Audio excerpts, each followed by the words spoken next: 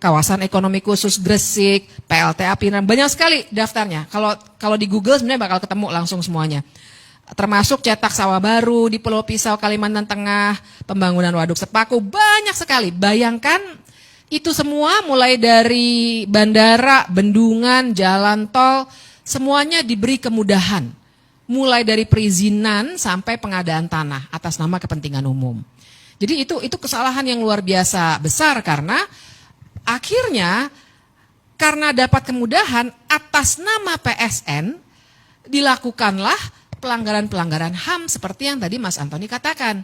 Jadi atas nama PSN, kalau lihat kasus di Pulau Rempang, itu misalnya diusirlah masyarakat adat yang sebenarnya sudah tinggal di situ sejak nenek moyang mereka, bahkan sejak Republik Indonesia belum menjadi Republik Indonesia, diambil tanahnya atas nama PSN dan kemudian kalau mereka menolak dan akhirnya terjadi konfrontasi dengan aparat keamanan, akhirnya digunakanlah gas air mata secara berlebih-lebihan. Kalau waktu itu ibu bapak ingat, sampai anak-anak kecil di sekolah-sekolahan itu sakit matanya, pingsan dan lain sebagainya.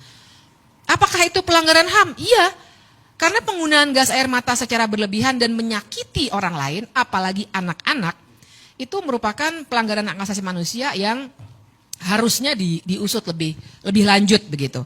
Nah, jadi itu situasi yang terjadi. Dan kalau begini, mungkin ada pertanyaan juga, kenapa sih perlu ada PSN?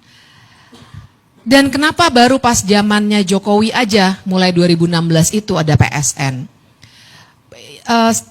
Saya kira kita semua tidak anti total pada pembangunan. Tapi masalahnya adalah bagaimana pembangunan itu dilaksanakan.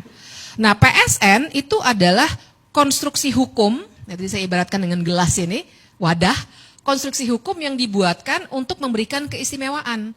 Nah, masalahnya adalah siapa yang bisa masuk ke dalam wadah ini itu tidak jelas prosedurnya.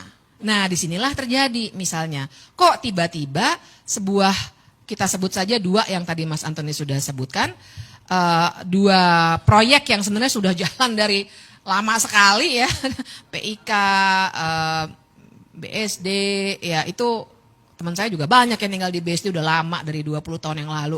Tapi kenapa baru masuk sekarang? Karena proses kapan suatu proyek itu masuk atau keluar, nggak ada yang keluar sih sejauh ini ya. Semuanya masuk aja, orang dikasih kemudahan, siapa yang nggak mau.